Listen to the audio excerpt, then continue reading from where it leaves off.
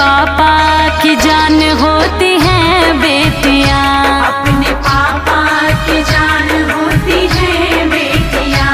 अपने पापा की जान होती हैं बेटियां।